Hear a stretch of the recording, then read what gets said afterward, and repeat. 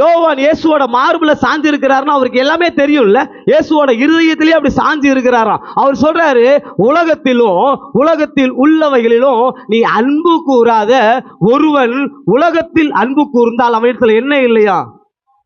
கேட்டுக்கொண்டிருக்கிற சகோதரனே சகோதரி, இன்னைக்கு உலகம் வித்தியாசமா போயிட்டு இருக்குது. இன்னைக்கு உலக சபைக்குள்ள வந்துடுச்சு.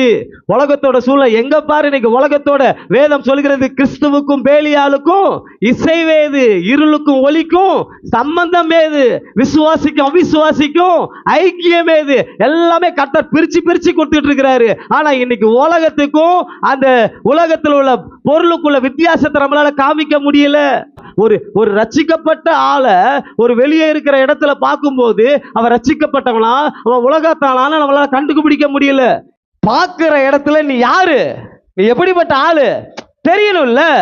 நான் இன்னைக்கு கேட்கிறேன், எந்த இடத்துலயும் உங்களுக்கும் அவங்களுக்கும் ஒரு